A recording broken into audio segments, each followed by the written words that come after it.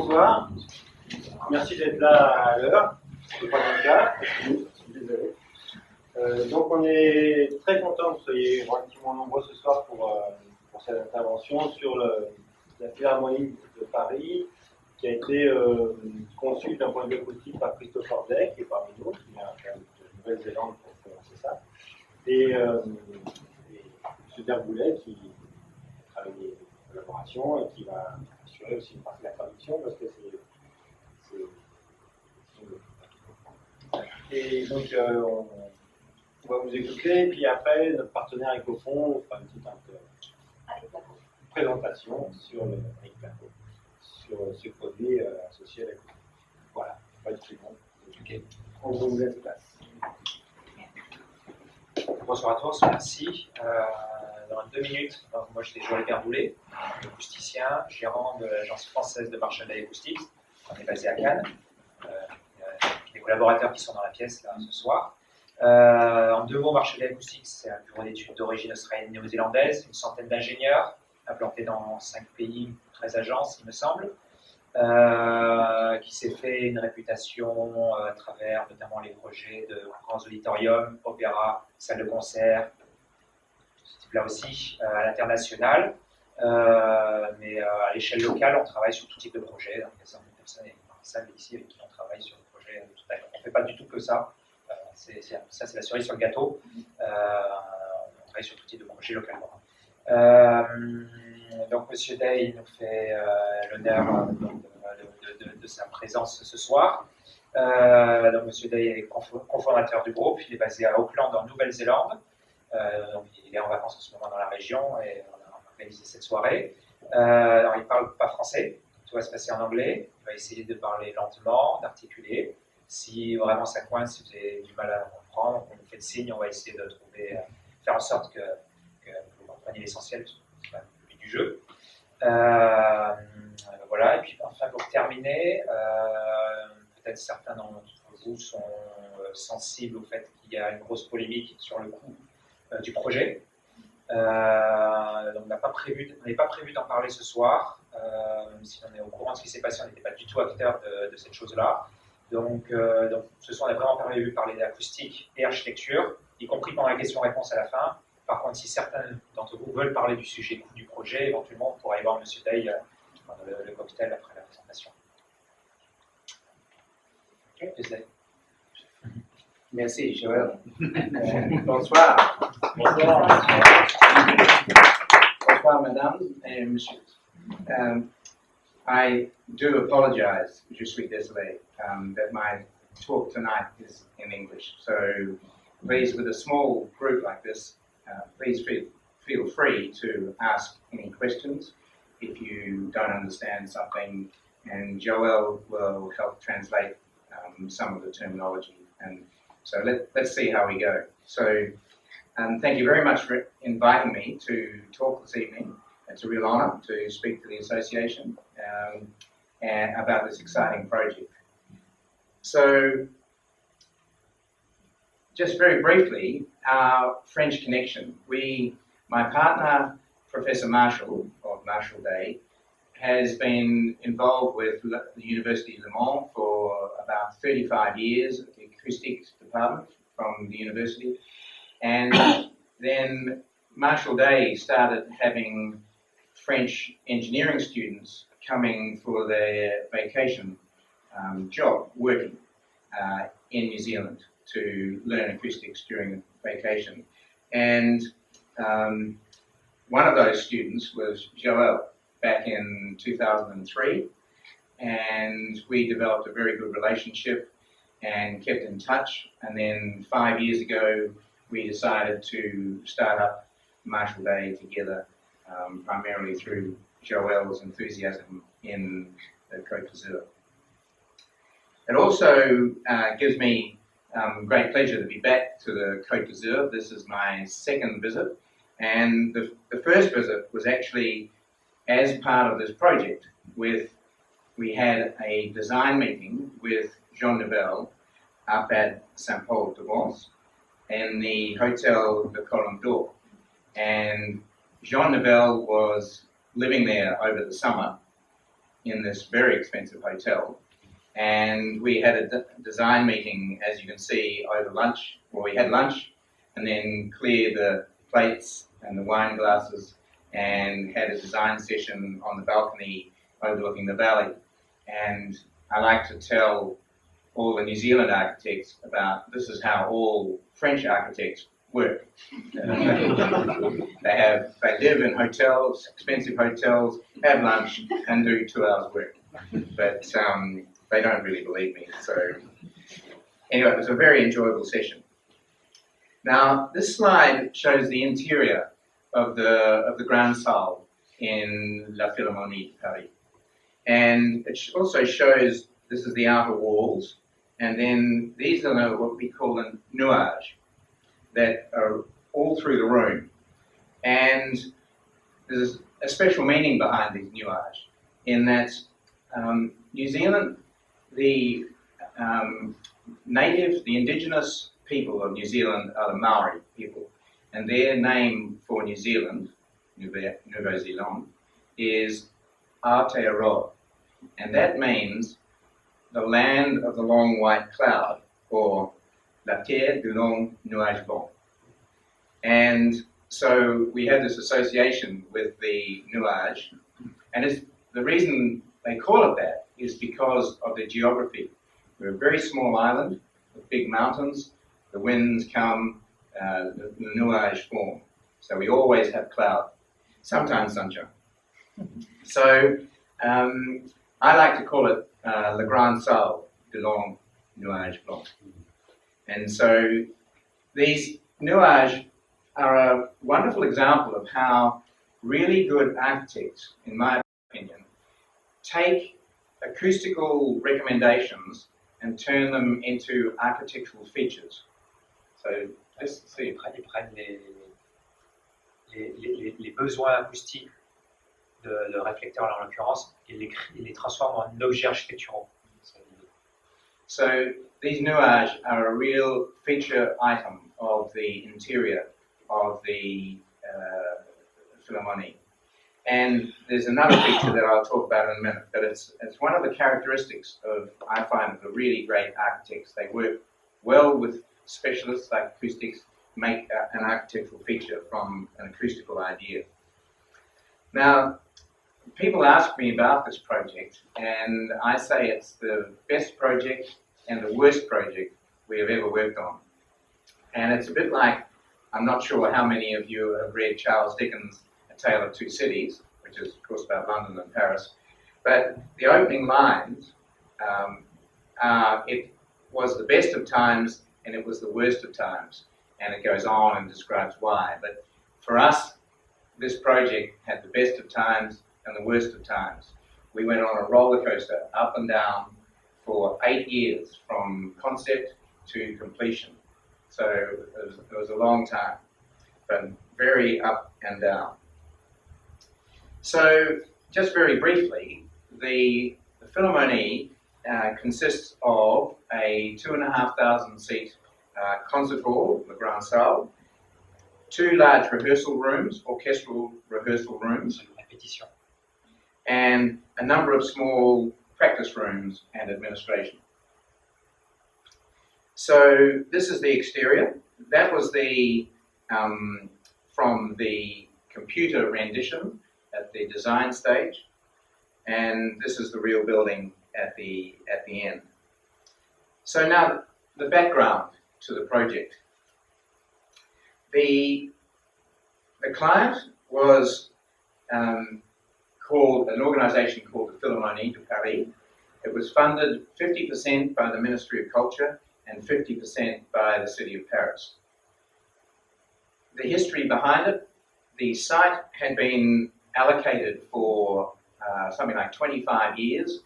It's part of the music precinct, the Cité de la Musique, and the site was located at Le Parc de la Villette in the 17th arrondissement.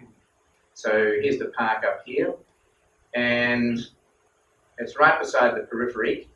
And this car park here, this is before it was built, is the site where it has been built. So you probably all know the park, the Museum of Industry and Science up here, the old markets, and this is the Cité de la Musique down here, and this was and this is the Zenith, the rock concert venue. And you can see it's populated by the Folies, Les Folies. Les Folies, by Bernard Tschumi, and Les Folies de Bernard Tschumi. so they're all through the park, and there's these wonderful sculptures all through it. For those who've been there, the buried bicycle I really like, because there's people cycling all through there. It's great. So they decided then to go out to a competition, and this is, I think, a really interesting part for you architects, because it was an interesting competition how they did it. It was announced in 2006. They put requests for credentials, Candidature. and they would eventually choose a short list of 6. And we were in New Zealand, hadn't heard about this project, and we got a phone call from Jean Nouvel. Would you like to be part of our team to go in the competition? One of my young chaps came off the phone and said, this person from an office called Jean Nouvel has called. Do we want to be in the competition? And and he said, who is Jean Nouvel? I said, wow, one of the most famous architects in the world.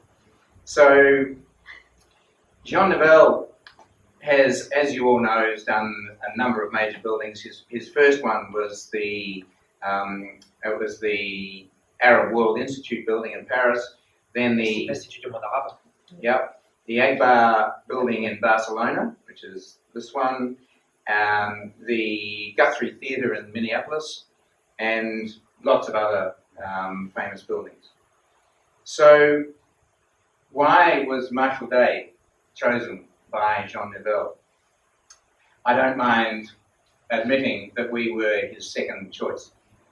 He normally works with a Japanese acoustician called Yasu Toyota, and Frank Gehry had convinced Toyota to go exclusive before Jean Nouvel got him. So Jean Nouvel then asked the client's acoustician who should he use for the acoustician, and the client's acoustician knew of us well.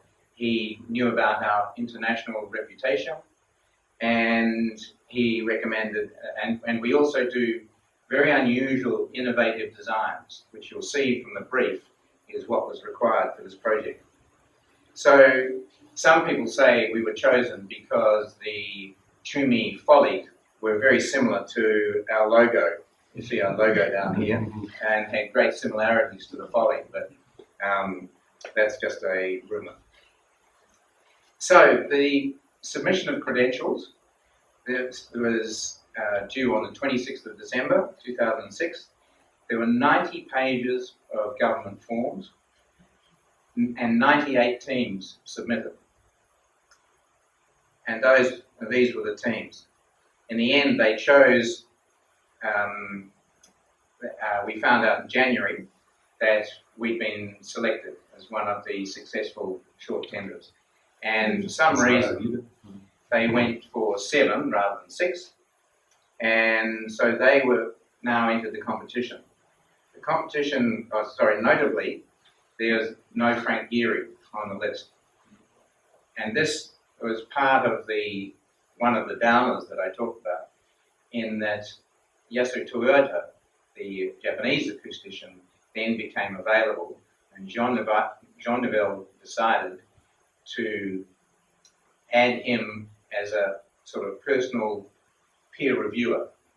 Il a pris l'acousticien japonais qui était libre pour le coup, puisqu'il n'avait pas été dans les derniers finalistes, pour être son conseiller acoustique. Donc il y avait nous en maîtrise d'œuvre et le japonais en conseil de l'architecte avec qui on travaillait. Je t'expliquerai, c'était pas simple. And Drake Facile. He was in the background, and we didn't know what he was saying, and it was just very difficult all the way through. So, the design competition, we had 10 weeks. As I said, 7 teams. Le concours, hein. Le concours, là. We had a 98-page architectural brief. Brief, c'est le programme. And a 40-page acoustic brief. And the acoustic brief called for clarity and reverberance. Clarté et réverbérance. Often those conflict. When you get lots of reverberance, not so much clarity. Reduce the reverberance, you increase clarity. But Marshall Day know how to create high clarity and high reverberance. Vous comprenez ça? Oui. C'est important parce que le projet derrière vraiment découle de cette idée-là. Hein. La réverbérance, c'est la résonance. La clarté, c'est la capacité à distinguer les sons les uns des autres. Et lorsque la musique est jouée vite, à distinguer les sons les uns après les autres. Donc ça, c'est la clarté. Et la réverbérance, c'est la résonance. Marshall a déjà fait des projets où ils arrivaient à avoir des salles avec une grande qui résonnait, mais malgré tout une importante clarté. Thank you. There were 10 objective criteria of acoustic criteria. Les objectifs, hein, les critères. The room had to be adaptable for all forms of music, from symphony concert, or the most reverberant, for organ concerts. So there was going to be an organ. Symphony concerts, right through to rock concerts and jazz. The architectural brief said that it must be a surround hall, i.e. audience in front, on the sides and around the back. It had to be a new typology. Le programme demandait à ce que ce soit une salle entourée par le public, mais qu'elle devait être d'un type nouveau. So, c'est-à-dire pas de... It was not allowed, you could not have a rectangular shoebox hall. Donc il était interdit de faire ce type de salle-là, donc salle type pointe à chaussures rectangulaire, qui marche pourtant très bien, pour être acoustique. It could not be a vineyard hall. Donc la salle en vignoble, ça c'est la Philharmonie de Berlin. It could not be an arena hall. Donc pas de forme d'aréna non plus, ça c'est le Royal Albert Hall de Londres. And it could not be a fan-shaped hall. Et pas d'éventail non plus. Je sais pas quel rôle c'est. Players. L'ancienne. Yeah. So it had to be a new typology. So that was the challenge. C'était le challenge du programme. So week 3, it now took 2 weeks to get the team organised, and the 2 youngsters arrived in Paris. That's my partner, Professor Marshall, who he's now 84 years old, and he's attending a conference in Hamburg next week. We have a auditorium acoustics conference in Hamburg next week at the new Philharmonie, and he's coming to the conference and I'm meeting him there. So we arrived and we rolled up, we arrived for our first meeting on the Monday of a 2-week design session, and we arrived to find that Jean Nouvel was in hospital from after an operation on his back. And so, but his colleagues said, don't worry, he's left the concept design sketches. It's clear. And it always gets a good laugh, that slide, but it's interesting how similar the final building is these sketches. And I'll show you at the end, I'll come back to this sketch, and it really does have some similarities. But what he's talking about here is the building and the flow under the park with 2 long, so this is a section, sorry, and the people could walk under from the park underneath, and he had this idea that they could walk over the top, actually walk over the roof as part of the park. And there are these 2 long platforms. Okay. Entry and exit. So, and did that do the merge? So, if we look at that, you can see the similarities. This is the final building, and you can see the similarities here with this glass windows here that he had for this area here, and the flow goes underneath, and here are the ramps going in and out. So there are some real similarities. So now just working through the conceptual design process. So we started off with Jean Nouvel had a very good young guy working Rhino at that stage. Remember, this is now 2007, so it's 11 years ago, fairly early days of Rhino. And he was playing with shapes like this, but that's after 1 week. That's all we had, and this is week, the end of week 3 now out of 10. This is all we had. Then one morning I was sitting with Professor Marshall having breakfast, ready to go to the design meeting, and he started sketching on the serviette. And this is a bit hard to see in that slide with this projector, but here, this is a cross section, and this is the outer wall. Le mur extérieur. Okay, this is a seating plan. Yes, so outer walls, and the edge of the ceiling comes across here, but ran off the edge of the serviette. And here's the seating planes, and then these are the initial ideas for some nuage and some reflectors inside the space. And you can see gaps down here. On peut voir qu'il y a des trous entre les balcons, l'arrière des balcons et l'enveloppe de la salle, les murs. We also like the idea of asymmetry. Asymmetry. Yep. So this is good. Acoustically, you have different things arriving at each ear. So asymmetry is good. Très bien. Très bon. So Harold took this. Jean Nouvel was now recovering from his back operation, and they met. He was in a hotel on the waterfront in Paris, recovering, and Harold went down and had a meeting, and this is his meeting with Jean Nouvel. Same thing, lunch, wine glasses, and Harold brings out the sketch, and Jean Nouvel says, "This is great, I really like the concept." And the concept they developed is here. This is the 3D printed model. Again, 11 years ago, pretty progressive, printing 3D models at that stage, particularly in the short time we had. And you'll see these are seating planes, blocks of seating, and we have this outer volume, and then the seating blocks, groups of seats, are inside that outer volume. And then these are our nuage floating around in the space. So we have an outer volume and an inner volume with the people.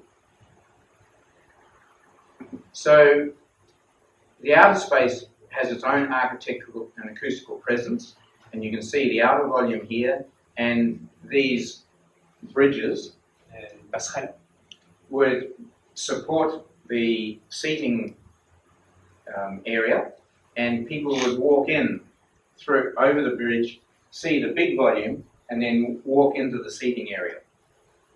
L'idée, c'est que les sièges étaient en porte-à-faux tenus par les passerelles. Donc on passait à travers le volume extérieur pour ensuite arriver dans le volume intérieur formé par tous les balcons et les nuages.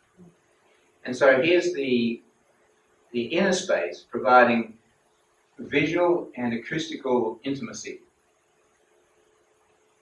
Là, c'est le volume intérieur qui donne l'intimité acoustique et visuelle du lieu. Great. And you can see this is the coloured area is the outer volume, the walls. And Jean Nouvel likes working with lighting, and so he can change the colour of the walls at any time. And he does that with a lot of his buildings. So the competition submission, there was very strict rules on what the architects had to provide. There was 5 A0 drawings, 4 A4 pages of text, 2 from the architect, 1 from the theatre designer, and 1 from the acoustician. Ouais, donc 2 pages pour l'architecte, une pour l'acousticien et une pour le scénographe. Then there had to be an exterior model, an interior model, which was the 3D printed model, and a 2-minute video. So here is the 2-minute video that was prepared for the competition. Oops. So remember, this is after only a 6-week, 7-week design program. This is the final submission.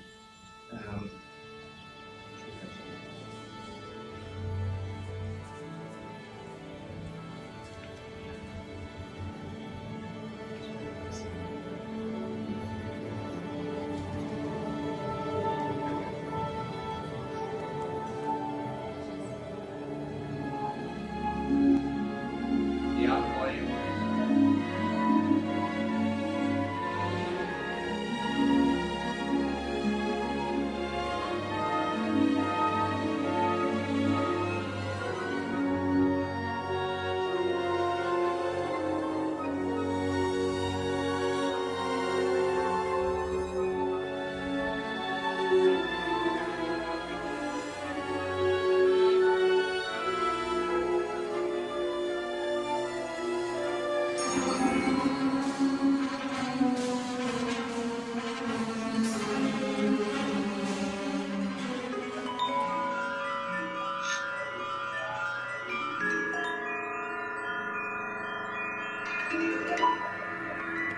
Jazz, world music, music normal.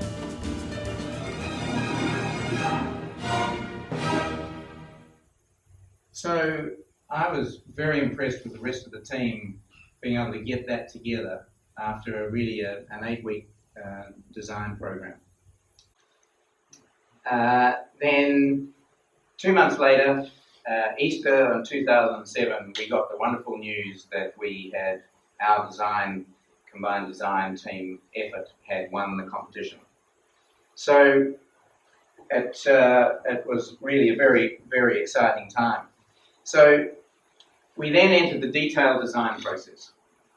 And there's many aspects that I could talk about that in terms of reverberation time and all sorts of things. But I'd like to briefly just do a little bit of acoustics on lateral reflections.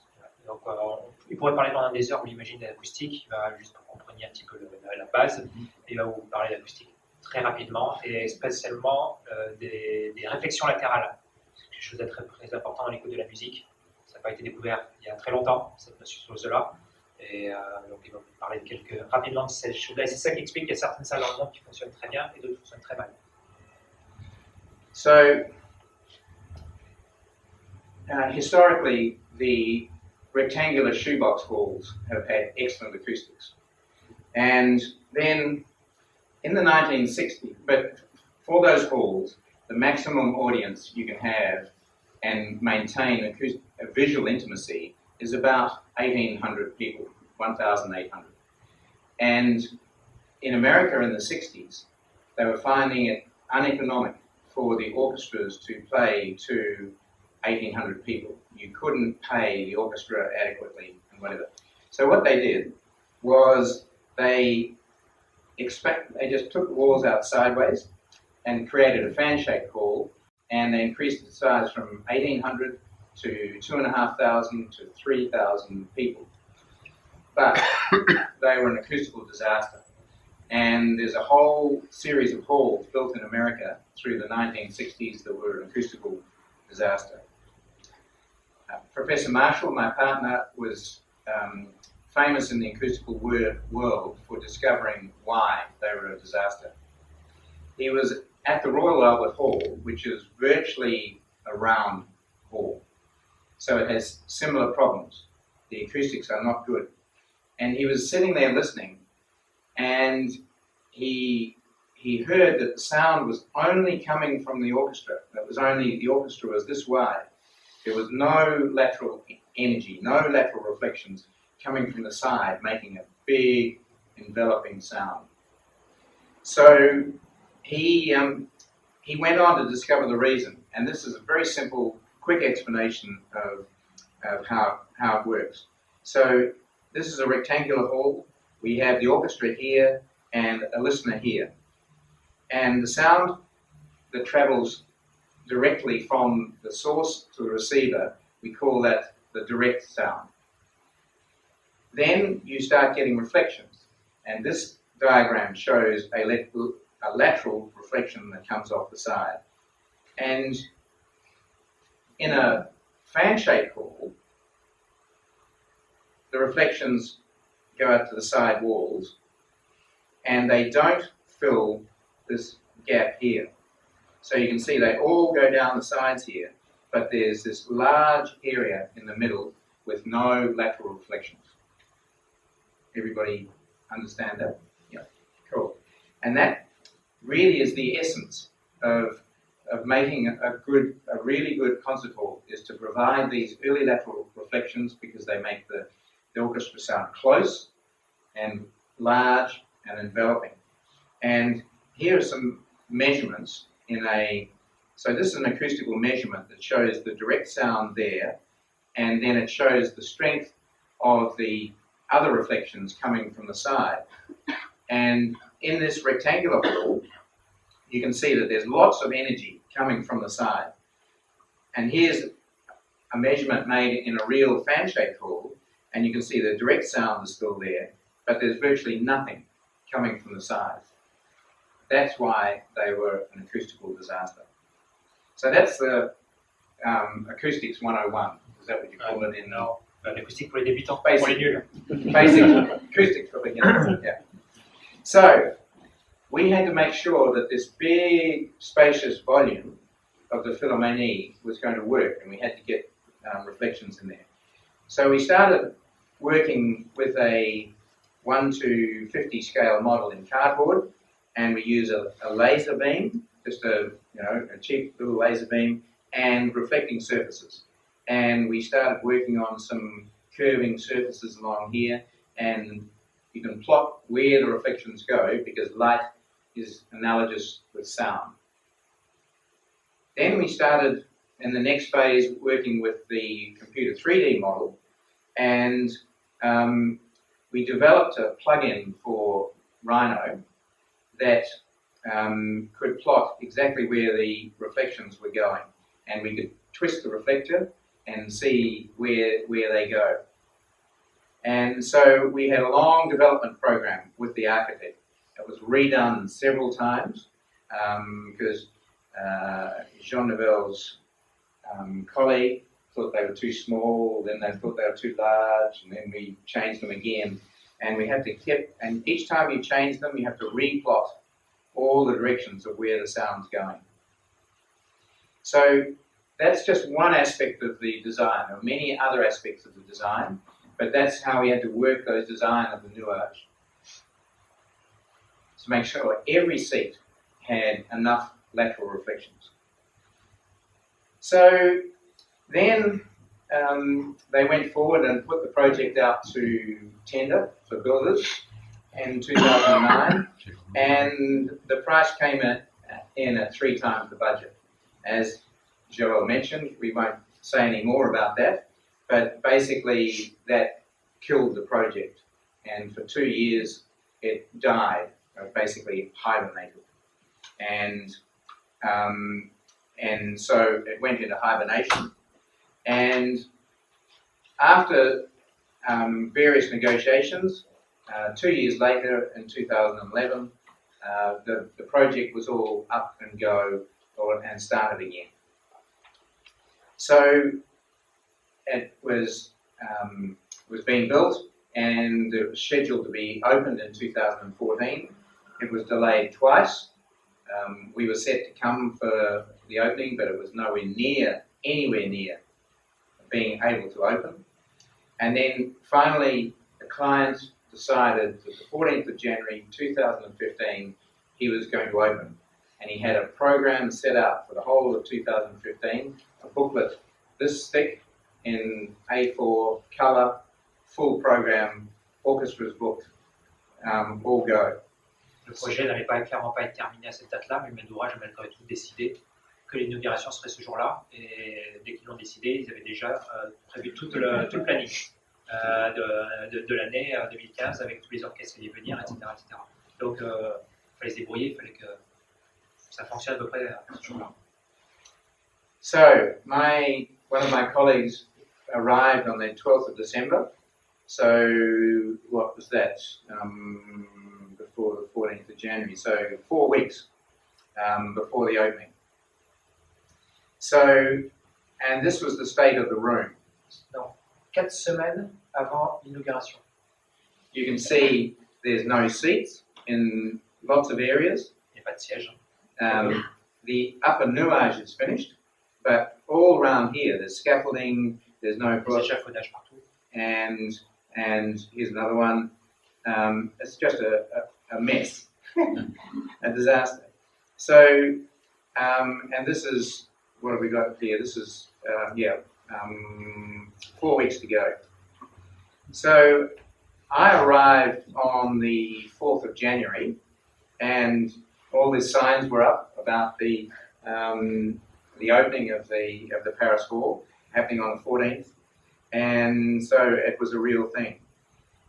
This is inside the room, inside the grand salle. This is the edge of the stage here. It still hasn't got the timber on it.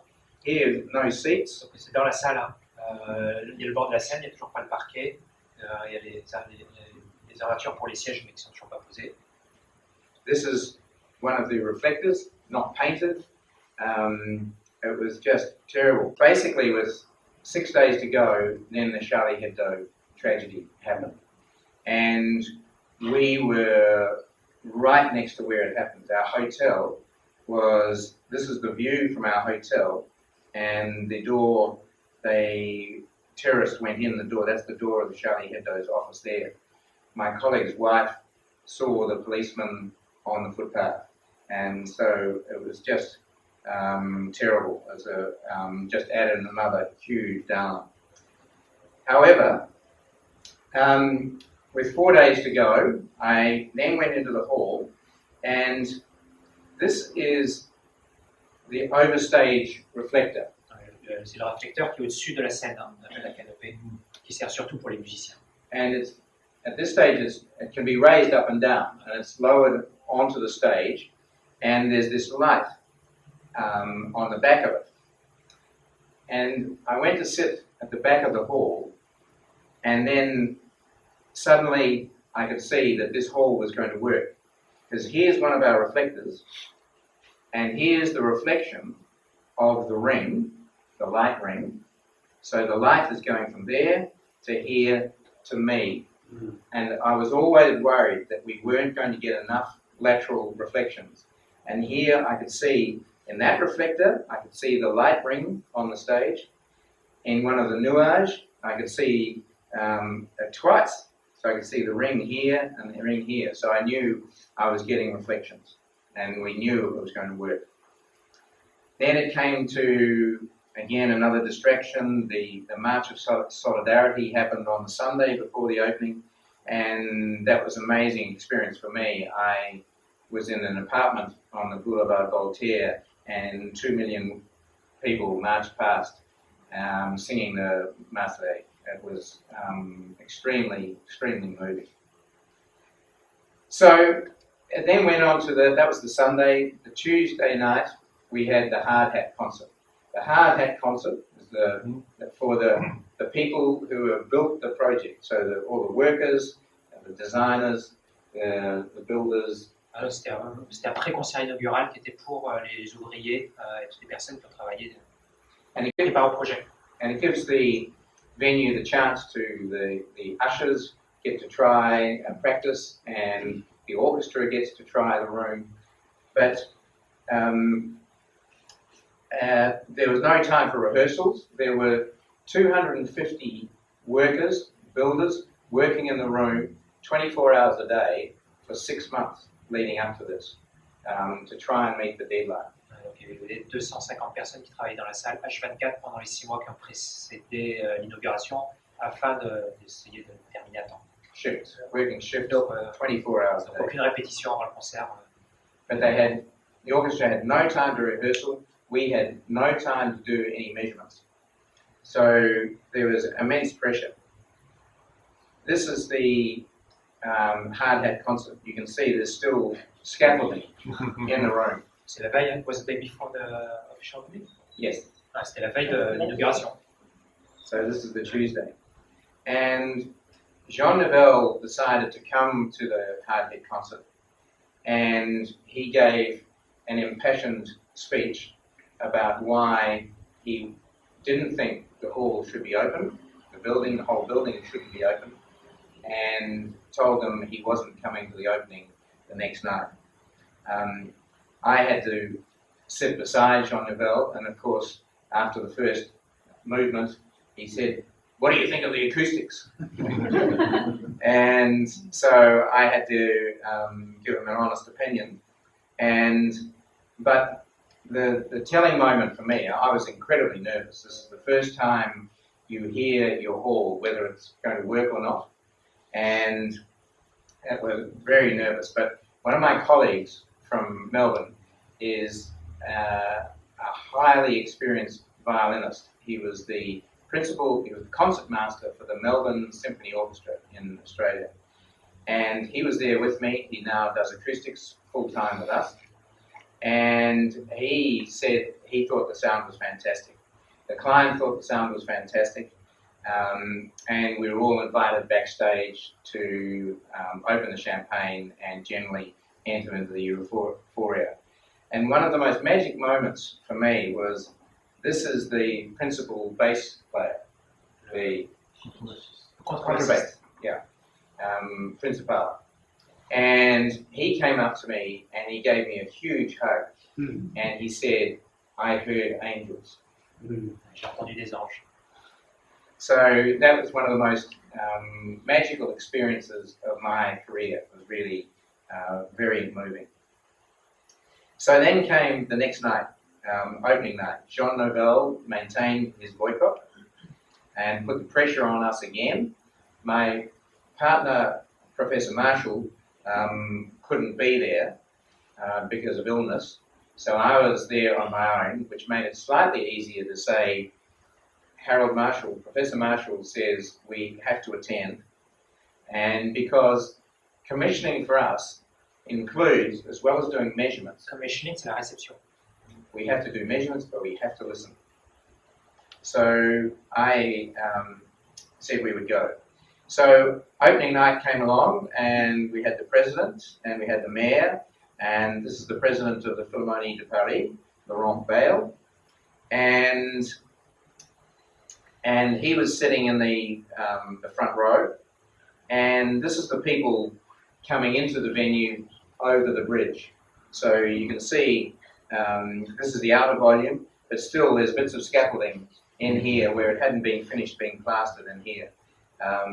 But it is a magical experience when you walk in over this bridge, see this huge volume, and then you pop through into your seating area. And so this is the opening night, and President Hollande was in here somewhere, and then this is various other photographs in the days afterwards, so you can see what it looked like.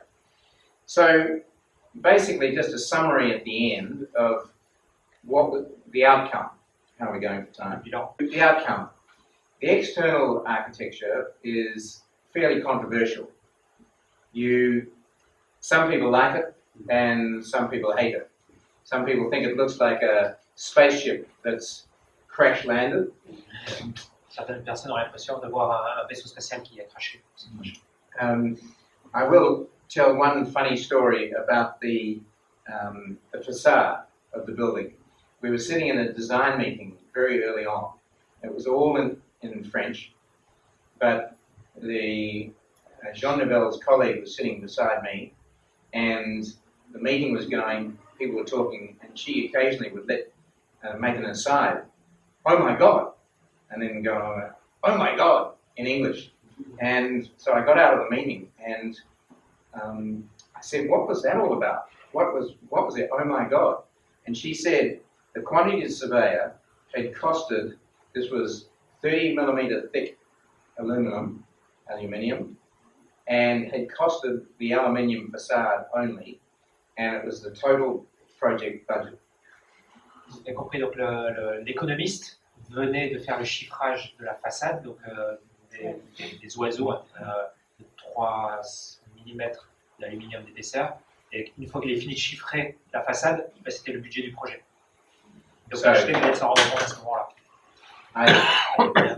I said I wasn't going to talk about the cost, but that was one of the early panics. Obviously, that was redesigned and rescheduled, but that shows you the facade. Here's the facade again.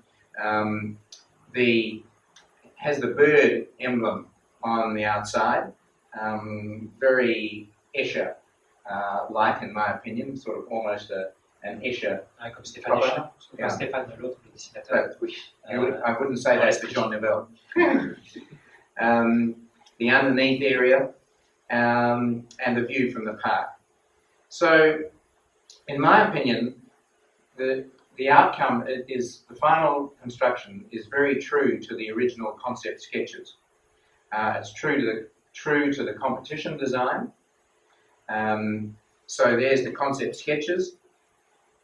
There's the competition entry, the model from the competition entry, and you see the similarities, how that melds in. And then here is the final building. So really quite remarkable that that final building was so similar to the concept design model. So the internal architecture is, in my opinion, stunning. There's not many people who look at that image and don't say to me, wow. And as you look around it, this is one of the entries where you come in and enter the inner room. This is the nuages looking up, and they're changing the colour. And so I think the interior architecture is absolutely stunning. The adaptability has worked. They've had a variety of things from rock concerts here to, this might be a rock concert as well, jazz concert, and comedy nights, reggae, all sorts of things. The idea, I forgot to mention, the reason at the start of the process why it's located out by the periphery was that they decided that at the moment all the cultural buildings are tied up in the centre of Paris, which is okay for the very wealthy who can live in the centre of Paris. But they wanted to bring the music to the people, and they decided that the most likely were the eastern suburbs, and so they said this will make it easier for the people from the eastern suburbs to access the symphony, and the people from the centre could still access the symphony. And it worked. They had, from January to June, in the opening year, they had 270 concerts. They sold 300,000 tickets, and the pricing ranges from 10 euros to 100 euros. 60% of the people were new audiences. Des personnes qui n'avaient pas du tout l'habitude d'aller dans ce type de salle. We tried to book into a concert in November that year, in July, and it was already sold out. So it was a huge success. They have open days where people go through and have a look at it, and so it really is bringing the music to the people. The outcome in terms of the acoustics, the reviews have been overwhelmingly good, and I won't read all these out. I should have actually got these translated into French, but I think you can get the overall opinion that the New York Times, the Guardian, all wrote rave reviews. So the concert, the conductor of the orchestra, Chef d'orchestre, loves the space. There's a short video there that I'm not sure is working. and Simon Rattle loves the space. Le chef d'orchestre de l'orchestre philharmonique de Londres, I think, London. Yeah, he was the conductor of the Berlin Philharmonic, and he's just returned to London and is now the conductor for the London Symphony Orchestra. And they're trying to get a new hall built for London. Il aimerait bien avoir aussi un objet comme celui-là. And in this, Lui, il fait du lobbying. in this video, there's this 2-minute video, he says at the end, he says, "Lucky, lucky Paris." So that's basically it, and I'm very happy to answer questions.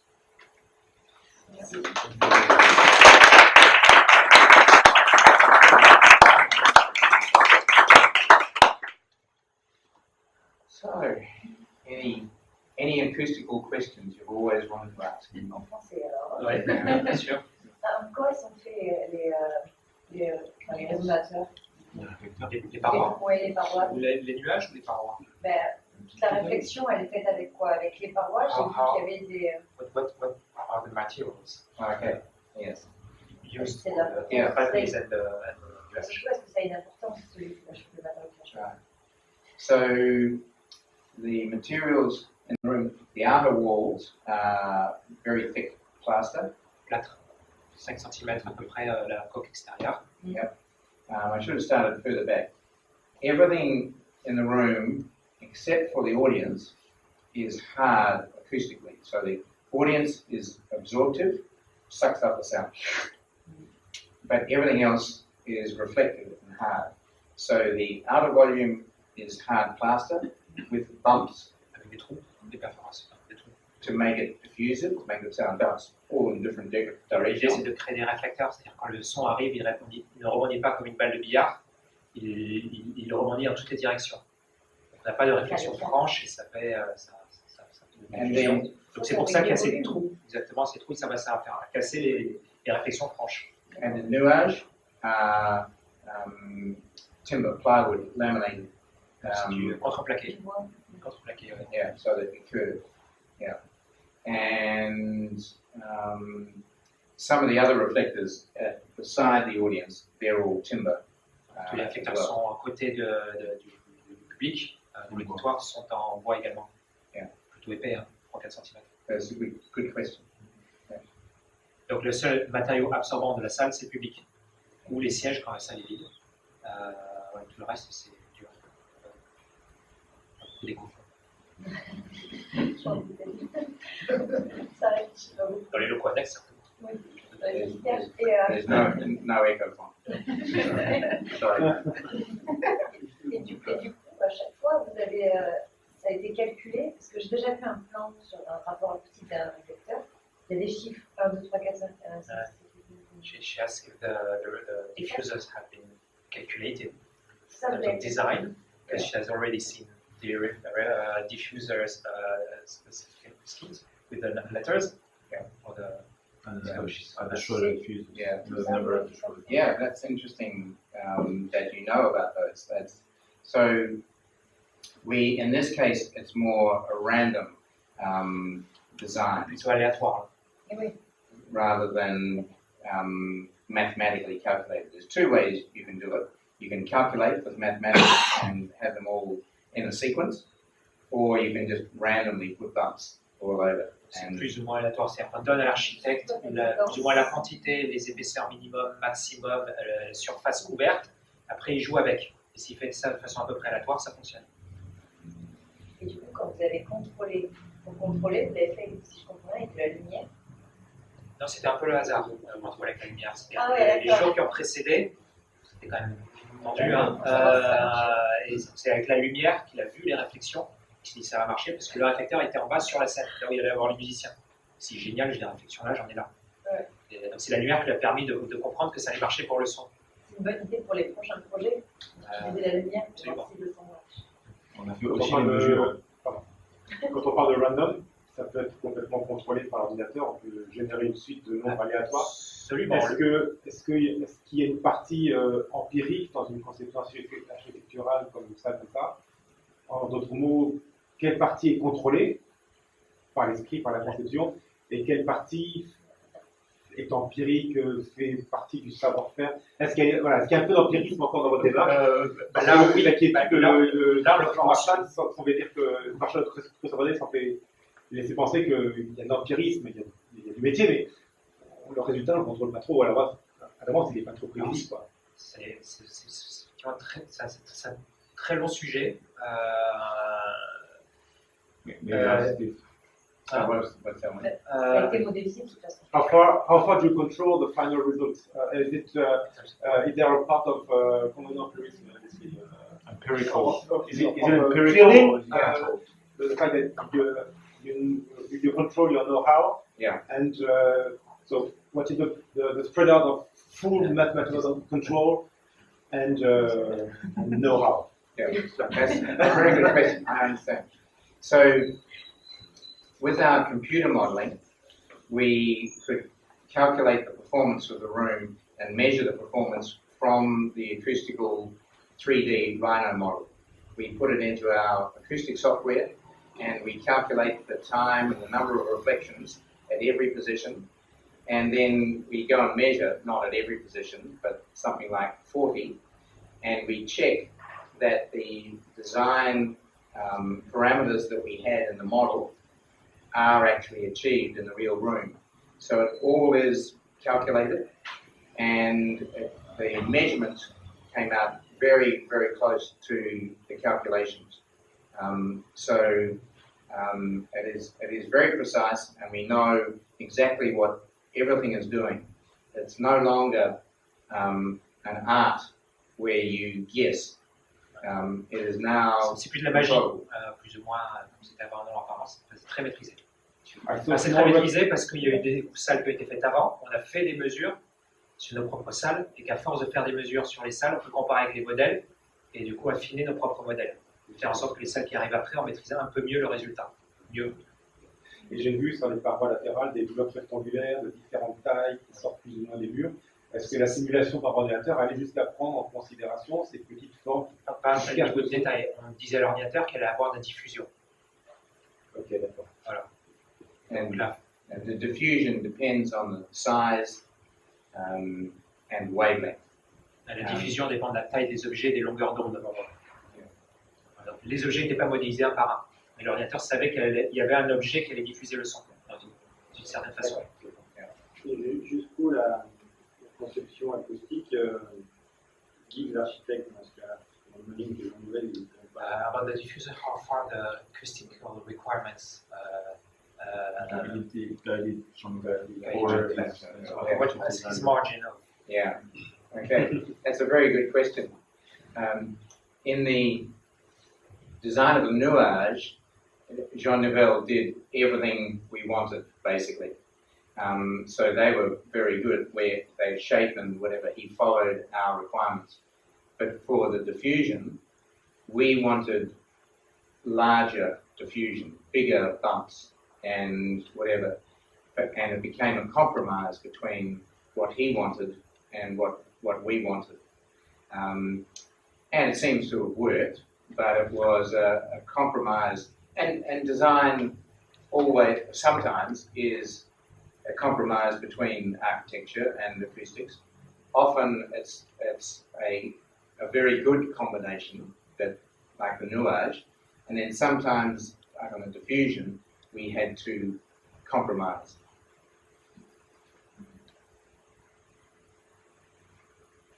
Without revealing some of your conception secrets, can you give us a few quelques clés pour prendre sur few keys of compression of the way you made a compromise between clarity and reflection or reference? Yeah. So in that department, there's no compromise. What I mentioned, our design philosophy, which stems from Professor Marshall's lateral reflections, is that the Nuage and the other reflectors that I showed with the light ring provide the clarity. You get early reflections that arrive within 50 to 80 milliseconds of the direct sound, and that provides clarity, and then the big volume provides the reverberance. And so the reviews all comment on this room has outstanding reverberance with great clarity. So that part of the brief was fully met. There was no compromise. It's got great clarity, great reverberance. Pour vous rendre compte, si vous avez la chance d'y aller, c'est pas cher, il y a plein de concerts, n'hésitez pas si vous faites un saut à Paris. Une dernière fois que j'y suis allé, moi, j'étais sur le côté de l'orchestre. Il y avait, c'est un orchestre complet, il y avait à peu près la moitié des musiciens qui jouaient, violon essentiellement. Moi, j'étais à côté des contrebasses et j'entendais le bruit des feuilles de leur partition qui se tournaient. Ils étaient à 3 mètres de moi à peu près. J'entendais les feuilles qui se tournaient alors qu'il y avait les violons qui jouaient à côté. Ça, c'est la clarté, c'est-à-dire j'entendais ce que je voulais entendre. Donc ça, c'est tout à fait possible. Quand il y avait plusieurs violonistes qui jouaient en même temps, on pouvait presque distinguer les uns des autres. Ça, c'est la clarté vraiment poussée à l'extrême. Et donc, c'est les réflexions latérales dont il parle, précoces, dans les 50 premières millisecondes, après le chant direct qui donne cette clarté.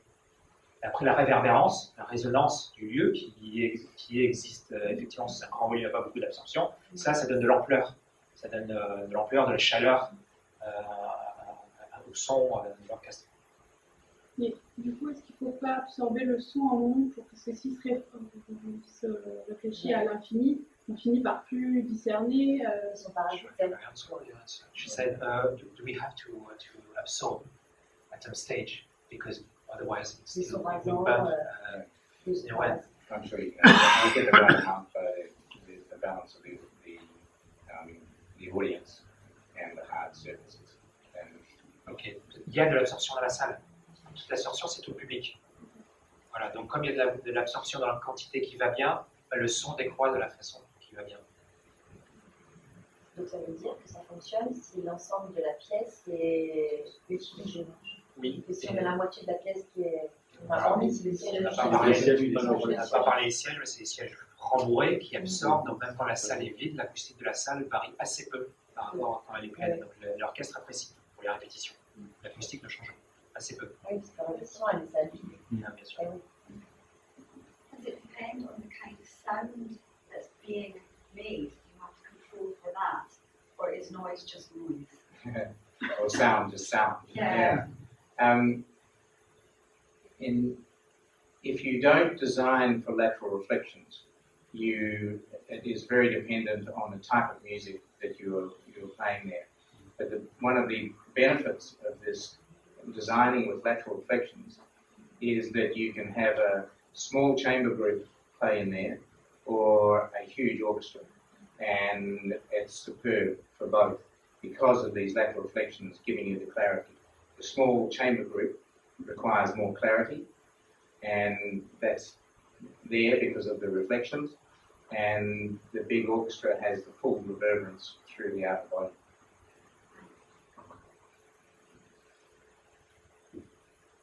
Does this mean that the acoustical configuration of the hall doesn't change between various sizes of orchestras? Yeah, that's a very good question. I should have shown.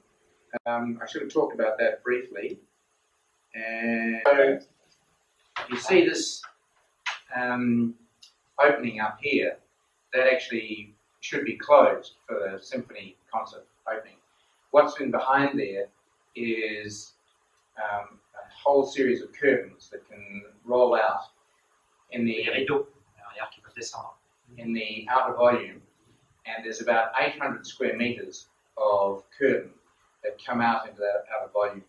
We asked for 2,500 to give more variability so that when you're having a rock concert, you want to get rid of that reverberation for a rock concert. For symphony concerts, small, large, whatever, you want that reverberance, but for a rock concert or a jazz concert, you don't want that reverberance. And so these curtains come out. So that was one of the cost compromises, was basically that the amount of curtaining was cut back. And so there's a bit more reverberance during rock concerts than is ideal. But that's how we vary it with the curtains coming out of these slots. Good question. So the geometry of the roof doesn't change? No. Only curtains which come down or... Yeah, sorry, there is a change in the stage format. Il peut y avoir des modifications sur la forme de la scène. So, Par terre, c'est-à-dire tout ce qui est balcon ne bouge pas, bien évidemment, mais en fait tout ce qui est en bas bouge et est totalement adaptable. yeah. So remember the seating for the orchestra goes right around the back of the orchestra here. And then for the rock concert, those seats at the back all push away behind the stage, and the stage drops down, and the stage effectively becomes the end of the room rather than within the room. The stage moves back, and so the rock concert is very frontal. It's not surround because of all your speakers and things. So the stage format is highly variable, but the acoustical configuration of the room doesn't change other than the curtains. Okay. But the stage is highly Sur variable. scénographique, oui, il y a plus d'une dizaine de configurations de salles, effectivement frontales. Was it a hard challenge for you to have a fixed acoustical configuration with various scene configurations, or is it something that's standard for your job? It's something that we think now is balanced by this design. We have done some other rooms that have more variability, but what happens is that people use them in the wrong mode. So you'll come along to the symphony concert and you'll find they've got it in the rock and roll mode, and it creates errors. And so we prefer to design it for the primary function and make sure that it works really well for the other functions in that fixed mode. Okay, well, people are probably desperate for a glass of wine. Merci beaucoup. Okay, thank you.